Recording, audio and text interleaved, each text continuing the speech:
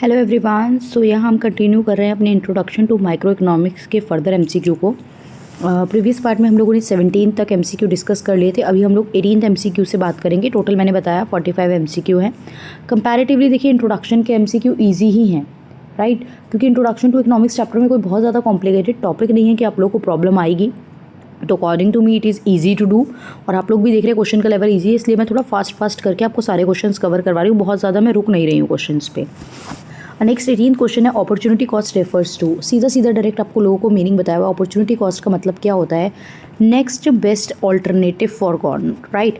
आप जिस प्लेस पे अभी हो उसके अलावा आपके पास और क्या क्या ऑप्शन थे, जिस जगह आप हो उसके लिए आपने और क्या क्या ऑप्शन छोड़े हैं to be at that place. तो जो भी आपके पास जो छोड़े हैं उनमें से जो बेस्ट ऑल्टरनेटिव है that will be your opportunity cost. Clear? चलिए, तो next, which of the following is not related to the opportunity cost. इनमें से कौन सा जो है अपॉर्चुनिटी कॉस्ट से रिलेटेड नहीं है? अब you know the meaning of opportunity cost, right, you know what is opportunity cost. अब अपॉर्चुनिटी कॉस्ट में क्या क्या चीज़ें इंक्लूड नहीं होती हैं? तो सबसे पहले आप देख रहे हैं यहाँ लिखा है scarcity of resources. Scarcity of resources का मैंने आप लोगों को मीनिंग बताया हुआ है, राइट। स्कैरसिटी इज जब demand is greater than supply. फिर अनलिमिटेड वांट्स, आपको पता है ह्यूमन वांट्स अनलिमिटेड होती हैं। फिर आता है alternative use of resources and फिर आता है फ्री गुड्स। देखिए अपॉर्चुनिटी कॉस्ट जो है वो नेक्स्ट बेस्ट ऑल्टरनेटिव। आप किसी जगह हो उसके लिए आपने कुछ चीज़ें छोड़ी हैं। तो हमारी इकोनॉमी में क्या रहता है? रिसोर्सेज की स्कैरसिटी है। क्यों? क्योंकि ह्यूमन की वांट्स जो है वो अनलिमिटेड है एंड रिसोर्स जो है वो लिमिटेड है। रिसोर्स लिमिटेड है और जो लिमिटेड रिसोर्सेज हैं उसके भी ऑल्टरनेटिव यूजेस हमें देखने को मिलते हैं, राइट। तो दैट फ्री गुड्स वाला पॉइंट यहाँ पे एग्जिस्ट नहीं करता है। Free goods is not a part of, is not related to the concept of opportunity cost. Next question, in economics the concept of opportunity cost जो है वो कहाँ अप्लाई होता है, राइट। अपॉर्चुनिटी कॉस्ट कहाँ अप्लाई होता है? कंज्यूमर के डिसीजन में, प्रोड्यूसर के डिसीजन में, सारे इकोनॉमिक डिसीजंस में, या फिर नन ऑफ द अबव। देखिए अगर मैं बात करूँ फॉर एग्जांपल, मैं यहाँ पढ़ा रही हूँ, अगर मैं यहाँ ना पढ़ाती तो मेरे पास कुछ और ऑप्शंस होते। आप इस एग्ज़ाम के लिए प्रिपेयर कर रहे हो, आप इस एग्ज़ाम के लिए प्रिपेयर ना करते तो आप क्या पता जॉब करते या किसी और एग्ज़ाम के लिए प्रिपेयर करते, व्हाट्सोएवर। तो ये हर जगह जब अर्निंग से रिलेटेड इकोनॉमिक एक्टिविटी की बात होती है, हर जगह ये अपॉर्चुनिटी कॉस्ट का कंसेप्ट हमें देखने को मिलता है। तो it is not only about consumer और प्रोड्यूसर, ये कंज्यूमर प्रोड्यूसर दोनों को इंक्लूड करता है। इकोनॉमी के जितने भी डिसीजन लेंगे, चाहे वो कंज्यूमर लें कि वो कौन से डिफरेंट अवेलेबल गुड्स में से जो है कौन सा गुड्स कंज्यूम करे जिससे उन्हें मैक्सिमम सेटिस्फेक्शन मिले, या फिर प्रोड्यूसर कौन सा सप्लाई करे जिनसे उन्हें मैक्सिमम प्रॉफिट मिले। तो ये सारे इकोनॉमिक डिसीजन में मेजर रोल प्ले करता है। तो आंसर हो गया all economic decision. Next, opportunity cost को हम क्या बोलते हैं? मैंने बताया opportunity cost is about the decision making. Opportunity cost में आप क्या करते हो? किसी चीज़ को छोड़ के किसी जगह होने का एक डिसीजन ले रहे हो, तो it is about decision making, right. तो इसको हम real cost of decision making भी बोलते हैं। आपने एक डिसीजन लिया, उसके लिए आपको कितना कॉस्ट जो है वो छोड़ना पड़ा, ये छोड़ के आप एक जगह पे हो, right. Question number 22 reasoning assertion से रिलेटेड है। ऑप्शंस आप लोगों को पता ही है रीजनिंग असर्शन के क्या होते हैं। तो यहाँ पे हम लोग देखते हैं opportunity cost arises because resource are limited. Resource limited है तभी आपको चूज़ करना पड़ता है ना, आउट ऑफ ऑल आपको चूज़ करना पड़ता है। ऐसे तो है नहीं कि रिसोर्सेज अनलिमिटेड है। कौन से रिसोर्सेज यूज़ करोगे, कौन से रिसोर्सेज को लेके प्रोडक्शन करोगे, तो ये आपको अपॉर्चुनिटी कॉस्ट में डिसाइड करना पड़ता है। और because limited resources have alternative uses. एक पीस ऑफ लैंड है, सबसे पहली बात तो लैंड लिमिटेड है, तो आपको लिमिटेड एरिया मिल सकता है। फिर लिमिटेड एरिया मिल गया तो लैंड को भी तो मल्टीपल पर्पज़ के लिए यूज़ कर सकते हो। आप एग्रीकल्चर कर सकते हो, आप इंडस्ट्री लगा सकते हो, आप स्कूल ओपन कर सकते हो, आप यहाँ चैरिटेबल वर्क कर सकते हो, व्हाट्सएवर। तो येस, अपॉर्चुनिटी कॉस्ट होती है क्योंकि रिसोर्सेज लिमिटेड है एंड बिकॉज लिमिटेड रिसोर्सेज के ऑल्टरनेटिव यूजेज होते हैं। तो both A and R true and R is the correct explanation of the assertion. A will be the answer. Again reasoning assertion, opportunity cost is a monetary cost. देखिए opportunity cost कह रहा है वो monetary cost होती है। सबसे पहले monetary cost कौन सी कॉस्ट होती है? That can be present in numeric form, like जिसको हम नंबर में कह सकते हैं 50,000, 80,000। तो अगर अपॉर्चुनिटी कॉस्ट की बात की जाए ना, तो सबसे पहले तो आप ये देखो opportunity cost is not only monetary. Monetary होती है but not only monetary. Opportunity cost जो होती है वो monetary as well as non monetary भी होती है, राइट। नॉन मॉनेटरी भी होती है। It involves praying for the next best alternative in cash, right. अब देखो नेक्स्ट बेस्ट ऑल्टरनेटिव की तो बात होती ही है, opportunity cost is next best alternative, लेकिन पहली स्टेटमेंट ही गलत हो गई यहाँ पे, तो ये गलत हो गई, तो कौन सा ऑप्शन, कौन सा आंसर हो गया आपका, यहाँ पे आपका आंसर हो गया A is false but R is true. अगला क्वेश्चन देखते हैं, केस स्टडी बेस्ड क्वेश्चन है, केस देखते हैं फिर आगे पढ़ते हैं। इसको पढ़ते हैं, पहले क्या लिखा है, Ravi owns a small piece of land, Ravi के पास एक पीस ऑफ लैंड है, या तो वो उसको लीज आउट कर सकता है 50,000 पे, या फिर वो उस पर वेजिटेबल उगा सकता है, which will give him a profit of 35,000। उसने चूज़ करा कि वो वेजिटेबल उगाएगा, उसने चूज़ करा कि वो वेजिटेबल उगाएगा, वो क्या और कर सकता था, वो लीज आउट कर सकता था 50,000 रुपये पे। तो अब क्वेश्चन पढ़ते हैं, उसकी अपॉर्चुनिटी कॉस्ट क्या है। सिंपल सा क्वेश्चन है, जो कर रहा है उसको छोड़ के, जो कर रहा है उसको छोड़ के उसके पास ऑप्शन था 50,000 का, तो उसकी अपॉर्चुनिटी कॉस्ट क्या हो गई यहाँ पे डायरेक्टली 50,000। अगला question, which economic principle is illustrated, ये कौन सा प्रिंसिपल है, ये है अपॉर्चुनिटी कॉस्ट का concept, because opportunity cost refers to the next best alternative, तो यहाँ पे वो एक को छोड़ के दूसरा चूज कर रहा है, तो this is the concept of opportunity cost. Clear. अगला क्वेश्चन, फिर अपॉर्चुनिटी कॉस्ट को लेके है, देख लेते हैं कौन सी स्टेटमेंट ट्रू है। It include both monetary and non monetary cost, अभी बताया yes. It arises only when choices are made, बिल्कुल चॉइस की बात होती है, आउट ऑफ 2, 3, 4, 5 ऑप्शन में से आपको एक चूज़ करना होता है। It does not apply when resources are unlimited, बिल्कुल जब रिसोर्सेज अनलिमिटेड होंगे तो चूज़ करने का तो कोई बात ही नहीं है, डिसीजन मेकिंग का तो कोई कंसेप्ट ही नहीं आता, मतलब ये भी ठीक है, अप्लाई नहीं होता। It refers to the best benefit among all, no, 5 option में से बेस्ट बेनिफिट की बात ये नहीं करता, ये कहता है जिस जगह आप हो उसका नेक्स्ट बेस्ट ऑल्टरनेटिव। आपके पास 5 ऑप्शन हैं, उन 5 में से बेस्ट कौन सा है, प्रॉफिटेबल कौन सा है, वो नहीं, जिस जगह आप हो उसके लिए आपने कौन कौन से ऑप्शन छोड़े, उन ऑप्शंस में से बेस्ट कौन सा है। तो 4th स्टेटमेंट गलत है, rest all 3 are true with regard to the opportunity cost. तो यहाँ क्या हो जाएगा हमारे पास 1, 2 and 3। What does PPC, production possibility curve क्या होता है। देखिए जनरल इसकी शेप इस तरीके से बनती है, 2 गुड्स को ये रिजेंबल करता है, let's say good X and good Y को। प्रोडक्शन पॉसिबिलिटी, आपके पास लेट्स से लिमिटेड रिसोर्स है, लिमिटेड अमाउंट ऑफ मनी है, ये इकोनॉमी में आपको एज्यूम करके चलना पड़ेगा। आप ये नहीं कह सकते कि 100 से 120 हो गई, 150 हो गई, नहीं, अब एज्यूम करना पड़ेगा। तो इस पर्टिकुलर अवेलेबिलिटी ऑफ रिसोर्सेज पे आप 2 गुड्स की कितनी कितनी कमोडिटी प्रोड्यूस कर सकते हो, what are the possible combination of the production of the 2 goods. जैसे कि सारा 100 एक्स को बनाने में लगाया, वाई में 0 लगाया, या एक्स में 0 लगाया, सारा 100 वाई में लगाया, इसमें 90, इसमें 10, इसमें 80, इसमें 20, इतना इतना, ऐसे आप डिफरेंट कॉम्बिनेशन जो प्रोड्यूस कर सकते हो इन 2 गुड्स के विद लिमिटेड रिसोर्सेज, वो प्रोडक्शन पॉसिबिलिटी कहलाता है। तो सीधा सीधा आंसर आपको दिख रहा है, maximum possible output combination of the 2 goods. चलिए, PPC is concave to the origin, PPC जो होता है वो कनकेव क्यों होता है ओरिजिन में, concave, PPC is concave to the origin, तो ये क्यों है, because of the increasing opportunity cost, increasing opportunity cost, right. देखिए जैसे जैसे क्या होता है, आपके पास 100 ही रुपीज़ हैं, ये तो आप मान के चल रहे हो फिक्स है, जैसे जैसे आप एक गुड को क्या करोगे, बढ़ाओगे, इसको 9 मतलब ये 90 है, ये 10 है, अगर आपको इसको 20 करना है तो आपको दूसरे के प्रोडक्शन को कम करना पड़ेगा, राइट। ये मार्जिनल रेट ऑफ ट्रांसफॉर्मेशन का कंसेप्ट भी होता है, marginal opportunity cost, marginal rate of transformation जो होता है वो यही कंसेप्ट होता है कि जब आप एक गुड के प्रोडक्शन को बढ़ाओगे तो आपको दूसरे गुड के प्रोडक्शन को क्या करना पड़ेगा, डिक्लाइन करना पड़ेगा। Shift of PPC to the right, ये पीपीसी है, ये नया पीपीसी फॉर्म हुआ, राइट वर्ड शिफ्ट हो गया। तो राइट वर्ड शिफ्ट होने का मतलब क्या है कि आपकी जो इकोनॉमी, मतलब ये ऑप्शन दिए हैं आपको कि अगर जो है राइट में शिफ्ट हो रहा है तो क्या हो रहा है, डिमांड कम हो रही है, पॉपुलेशन बढ़ रही है, ग्रोथ हो रही है, रिडक्शन हो रहा है। तो पीपीसी अगर राइट वर्ड शिफ्ट हो रहा है इसका मतलब आपकी ग्रोथ बढ़ गई है। आप पहले 100 रुपीज़ पे प्रोडक्शन कर रहे थे, अब आप शायद 120 या 150 या 200 पे प्रोडक्शन करोगे, 2 पॉसिबल कॉम्बिनेशंस का, तो वो ग्रोथ को रिजेंबल करता है। लेफ्ट वर्ड शिफ्ट क्या दिखाएगा, इकोनॉमी का डिक्लाइन दिखाएगा। नेक्स्ट क्वेश्चन देखते हैं, if a country is operating on its PPC, देखिए ध्यान से देखिए, मैं कंसेप्ट एक ही क्वेश्चन में आपको समझा रही हूँ। ये एक पीपीसी है, ये होता है कि आप ए पॉइंट पे प्रोड्यूस कर रहे हो, आप बी पॉइंट पे प्रोड्यूस कर रहे हो, आप सी पॉइंट पे।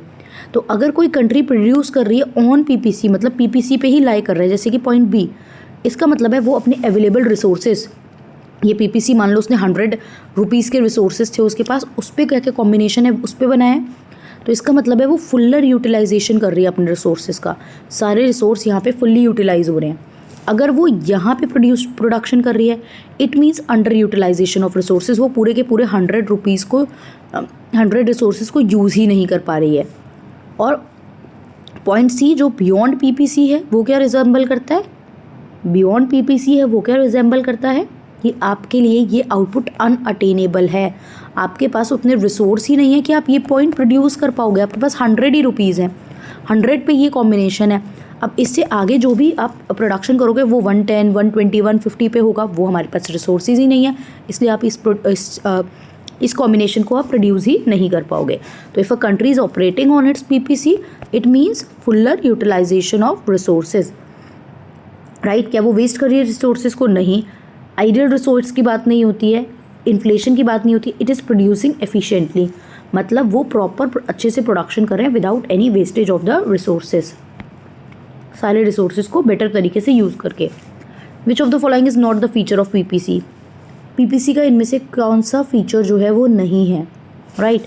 It is the problem of choice, yes, x और वाई में से कौन सा गुड्स कितना कितना प्रोड्यूस करोगे।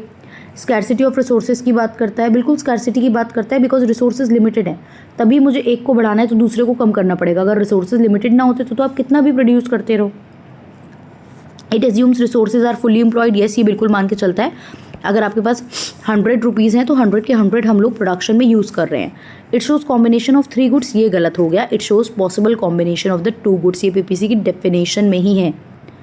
With in a given time with limited resources, ये 2 पॉइंट भी है, लिमिटेड रिसोर्सेज की बात होती है। एक फिक्स टाइम में लिमिटेड रिसोर्सेज के साथ आप 2 गुड्स के कितने पॉसिबल कॉम्बिनेशन प्रोड्यूस कर सकते हो, वो कहलाता है आपका पीपीसी। क्लियर? चलिए, a straight line PPC shows, मतलब पीपीसी ये ना बन के अगर पीपीसी ये बन रहा है, कॉनकेव ना होके अगर वो स्ट्रेट लाइन है, तो इसका मतलब क्या होता है? स्ट्रेट लाइन का मतलब होता है कि आपकी मार्जिनल अपॉर्चुनिटी कॉस्ट जो है वो क्या है? कांस्टेंट है, उसमें कोई चेंज नहीं आ रहा, वो फिक्स रह रही है, कांस्टेंट रह रही है। देन वो क्या कहलाती है? मतलब तो उस केस में पीपीसी एक स्ट्रेट लाइन बनता है। अगला क्वेश्चन देखते हैं 33, मूवमेंट अलोंग पीपीसी रिप्रेजेंट। देखिए, मूवमेंट अलोंग पीपीसी क्या कहता है कि ये पीपीसी पूरा राइटवर्ड या लेफ्टवर्ड शिफ्ट नहीं हुआ, बिकॉज अगर ऐसा हो जाता है तो वो शिफ्ट कहलाते हैं। मूवमेंट हो रही है मतलब कि एक गुड्स का प्रोडक्शन तो सेम है, एक्स तो मान लो सेम है, आप बस वाई के प्रोडक्शन को बढ़ा रहे हो या फिर वाई सेम है, आप सिर्फ एक्स के प्रोडक्शन को बढ़ा रहे हो सेम पॉइंट से। तो ये क्या शो करता है? ये शो करता है कि आप दोनों गुड्स के बीच में जो प्रोडक्शन है, जो रिसोर्सेज है, उनको रीएलोकेट कर रहे हो। जैसे पहले इसका 80 और इसका 20 कर रहे थे, अब आप इसका 20 और इसका 80 कर रहे हो, मतलब something you are reallocating the resources between the 2 goods, right. तो मूवमेंट का मतलब है कि पूरा पीपीसी राइटवर्ड या लेफ्टवर्ड शिफ्ट नहीं होता, सिर्फ एक गुड, एक पर्टिकुलर कमोडिटी को ही आप इंक्रीज या डिक्रीज करते हो। तो वो क्या शो करता है? Reallocation of resources between the goods. Clear?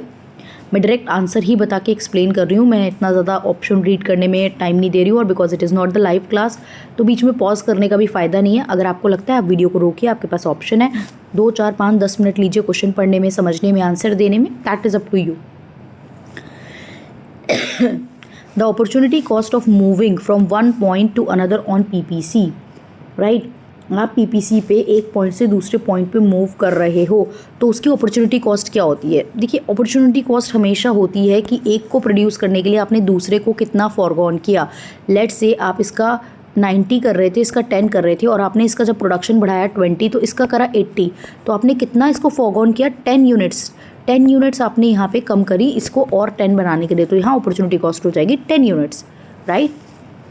चलिए 35, if producing 1 extra unit of good X requires sacrificing more unit of Y, अगर आपको good X की एक यूनिट बढ़ानी है, यानी आपको इसको 10 से 11 करना है, तो आपको आपके पास Y था लेट्स से 50, अब आपको Y की 30 यूनिट मुझे देनी पड़ेंगी, आपके पास y सिर्फ 20 बच जाएगा। तो आपने देखा इसका सिर्फ 1 यूनिट बढ़ाना था, उसके लिए मुझे y की 30 यूनिट सेक्रीफाइस करनी पड़ रही हैं।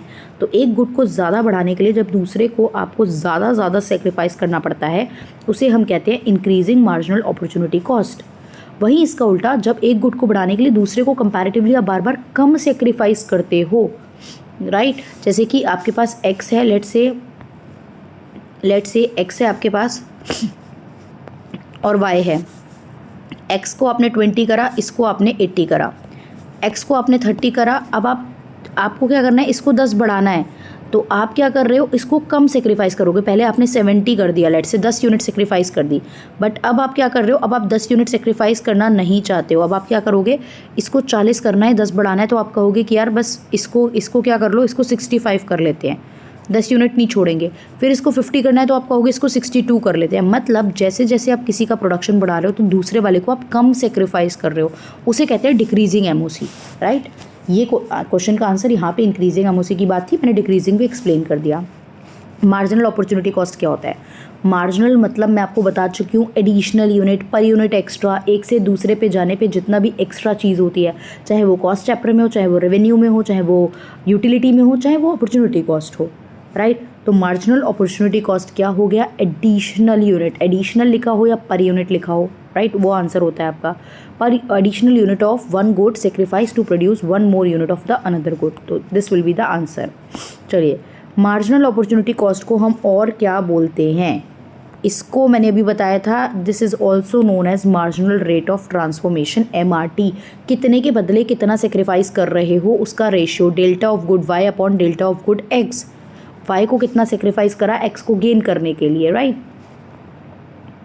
विच of the following statement is true, इनमें से कौन सी स्टेटमेंट जो है वो ट्रू है with regard to marginal opportunity cost. Marginal opportunity cost remain constant at all the point of PPC। नहीं, PPC जो है इस पे जितने भी कॉम्बिनेशन है 10 और 90, 20 और 80, सबकी मार्जिनल अपॉर्चुनिटी कॉस्ट क्या सेम है? नहीं, बिल्कुल नहीं। MOC is measured in monetary term only, नहीं, ये भी बताया था आपको। जब अपॉर्चुनिटी कॉस्ट को मॉनेटरी नॉन मॉनेटरी दोनों में करते हैं तो MOC भी मॉनेटरी नॉन मॉनेटरी दोनों में काउंट होती है। MOC increases as more and more one goods is produced. MOC has no relation to PPC, ये तो गलत है। PPC से बिल्कुल रिलेशन होता है इसका, सेक्रीफाइस और गेन की बात होती है।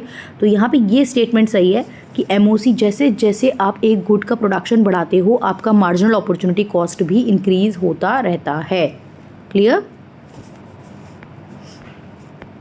इफ़ MOC इज़ ज़ीरो, तो क्या है इसका मतलब, अगर अपॉर्चुनिटी कॉस्ट ज़ीरो आ रहा है, मतलब गेन और सेक्रीफाइस आपको कुछ करना ही नहीं पड़ रहा, गेन सेक्रीफाइस यहाँ पे आपका कुछ निकल के ही नहीं आ रहा है, इसका क्लियर कट मतलब होता है कि आपके रिसोर्सेज, आपके पास रिसोर्सेज की कमी नहीं है, आपके रिसोर्सेज अनलिमिटेड हैं, राइट। ये जनरली होता ही नहीं है, राइट। हम इस सिचुएशन पे ऑपरेट करते ही नहीं हैं। Next, the problem of what to produce का क्या मतलब होता है? 3 सेंट्रल प्रॉब्लम होती है, what to produce, how to produce और whom to produce. What to produce बताता है कि कितना आपको प्रोड्यूस करना है, किसी गुड्स एंड सर्विसेज का कितना प्रोड्यूस करना है, राइट। तो व्हाट टू प्रोड्यूस की बात की जाए तो ये चूज़ करता है यूजेस ऑफ द रिसोर्सेज, की किस तरीके से आप रिसोर्स को यूज़ करोगे। लैंड आप कितना है, लैंड है, लैंड पे क्या करोगे, एग्रीकल्चर करोगे, इंडस्ट्री इस्टेब्लिश करोगे, तो आप यूज़ ऑफ रिसोर्सेज पे यहाँ बात करते हो। अगला क्वेश्चन है, व्हाट टू प्रोड्यूस की जो प्रॉब्लम है वो क्यों होती है? वो क्यों होती है, सीधा आंसर है बिकॉज रिसोर्स जो है उनकी कमी है, स्कैरसिटी है, दैट्स वाई हमें चूज़ करना पड़ता है कि उस रिसोर्स को हम किस तरीके से और कितना यूज़ करेंगे, राइट, कि हम कैसे वो रिसोर्स को यूज़ करने वाले हैं। नेक्स्ट, सोशलिस्ट इकोनॉमी में सेंट्रल जो प्रॉब्लम है वो कौन सॉल्व करता है? अच्छा, इसमें और भी समझ लो, व्हाट टू प्रोड्यूस ये हो गया। हाउ टू प्रोड्यूस में आप क्या करते हो, हाउ टू प्रोड्यूस में आप टेक्निक ऑफ प्रोडक्शन की बात करते हो, आप चूज़ करते हो टेक्निक, कि आप लेबर इंटेंसिव टेक्निक यूज़ करोगे या फिर कैपिटल इंटेंसिव। लेबर मतलब आप मशीनरी कम लगाओगे, लेबर्स को ज़्यादा यूज़ करोगे, एंड कैपिटल मतलब आप मशीनरी ज़्यादा लगाओगे कंपैरेटिवली, एंड लेबर को कम यूज़ करोगे। क्लियर? सो या this is about the situation of आपका हाउ टू प्रोड्यूस। एंड तीसरा होता है for whom to produce. For whom to produce में आप टारगेट करते हो कि आपको किस ऑडियंस को, मतलब किस कंज्यूमर ग्रुप को टारगेट कर रहे हो आप, राइट। जैसे कि आप चिल्ड्रन रिलेटेड प्रोडक्ट बना रहे हो, मेल के बना रहे हो, फीमेल के बना रहे हो, ओल्डर जनरेशन के बना रहे हो, यंग जनरेशन के बना रहे हो, तो ये भी आपको चूज़ करना पड़ता है फॉर होम टू प्रोड्यूस में। And for whom to produce में आप जनरली ये देखते हो कि आपके फैक्टर ऑफ जो प्रोडक्शन है वो किस तरीके से मतलब लोगों तक चीज़ें पहुंचाते हैं, डिस्ट्रीब्यूशन कैसे होता है।